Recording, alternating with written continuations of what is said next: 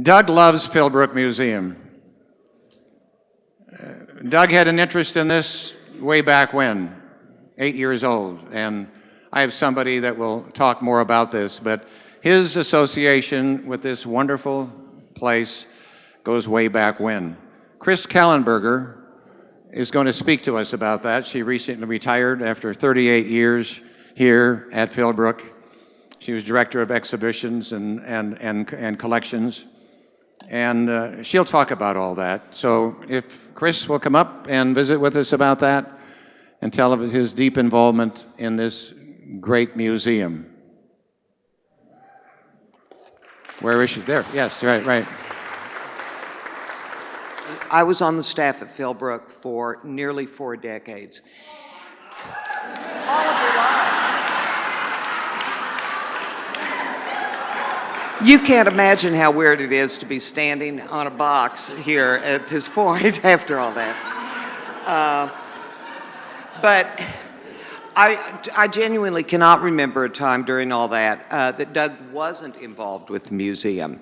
And the thing is, though, I know from talking to him that his involvement and love for Philbrook goes way before that.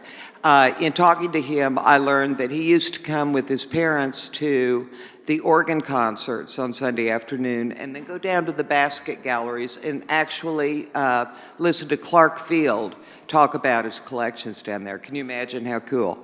So clearly, he was hooked early. And as 40 years will say, once you're in here, they don't let you out. One of the most prominent ongoing programs that Doug was involved in, that I worked with him for better or worse, I'm sure there are days that he would have assumed that I, and certainly some members of my crew, would just fall in a well working on this. But the result was terrific, was the ongoing Festival of Trees program. The idea for this as a fundraiser was brought to the museum in the 1980s, and it was integrated into decorating rooms in the villa. But it really took off after this new wing was completed in 1990. At that time, Myrna Campbell was the volunteer group PACER president, and she ultimately joined the staff as volunteer coordinator. And she and Doug immediately understood that this was not just a fundraising event, but an opportunity to bring a huge new audience to the museum. Their success in that is really borne out in the numbers. And as someone who has stared at attendance figures far more than you would want to, Philbrook's best attendance figures for since the new building opened are consistently for Festival of Trees in terms of how many people come in a week. And these people are paying. It's not, fluffed up by free days. This is more than the Monet show, more than the French show, more than the Arm & Hammer collection.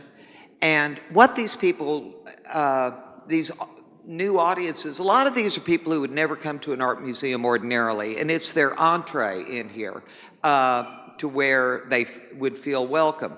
And what they're coming for is not just to see a gingerbread house, but to see Tulsa's most beautiful and opulent residence done up for Christmas.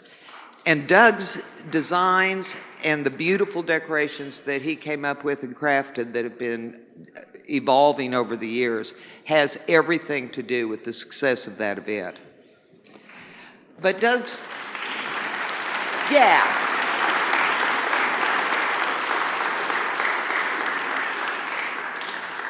But Doug's real footprint in this building extends far beyond just FOT in 2 weeks of the year.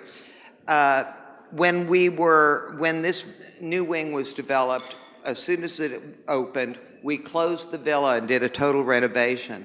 And Doug was really the most valuable ally in coming up with the look and the backdrop for especially the galleries on the main floor. His guidance really colored everything from the selection of fabrics to the colors to the kinds of paints and textures and the exhibition fixtures in those galleries. And those, happily, most of that remains in place. He's polite enough not to talk too much about the ones that don't. And I think he knows we'll be back. Philbrook really continues to rely on his eye and expertise far beyond just the renovation of the villa. One of the last projects I was working on here was coming up with replacements for the original draperies in the gallery, and it turned into an amazing research project. You know, this isn't one of those things where you just go to Cloth World and I'll have 3 yards, thank you very much. Put some rickrack on it. And Doug, the fact that Doug not only has a good eye, you know, lots of us think we have an eye, but not so much maybe. But to know the history that's appropriate, to be able to discern the elaborate patterns, this has turned into a project that has literally taken him to 3 continents, searching for someone who can either replicate, design, and reweave that fabric from scratch. The project's still ongoing, stay tuned, you know, but check your library down the hall. Eventually there'll be new panels.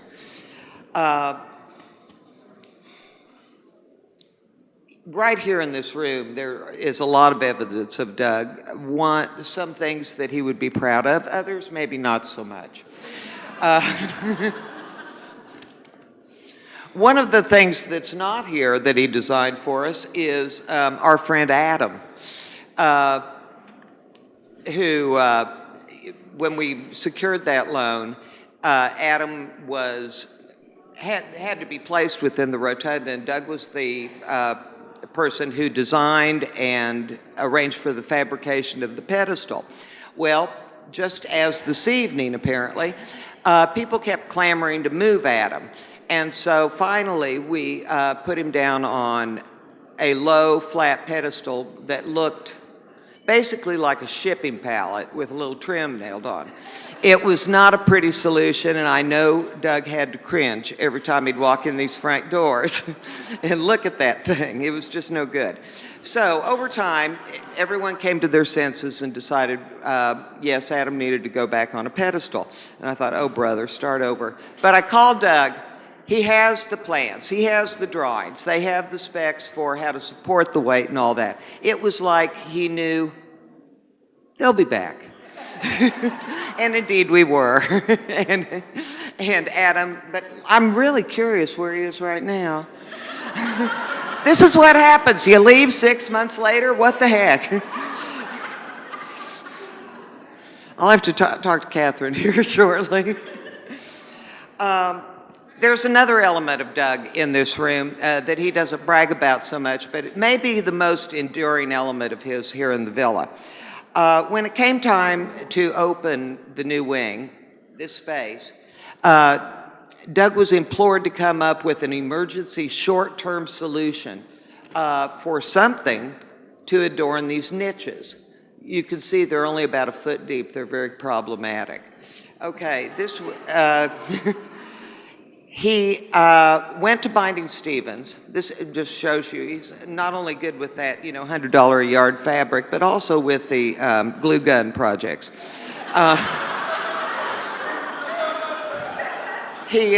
So he goes to Binding Stevens and he gets an assortment of ornamental garden gear and goes home and works it over and repatinates it and gets these urns all fluffed up and brings them in, and ta-da, we make it through the opening. Well, here we are 25 years plus later, and they're here. Apparently no one has had a better idea since.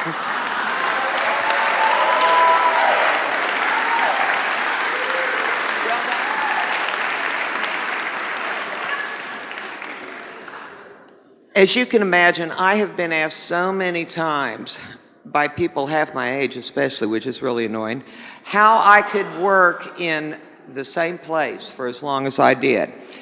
And of course, you know, the obvious answer, oh, it's so interesting. You know, it's like the job the job is different every day that you come to. Interesting work is important, but even more important is the opportunity to meet and work with interesting and creative people. And that, wherever you are, is really the key to staying happy. And Doug, I just want to thank you for being part of that experience for us all.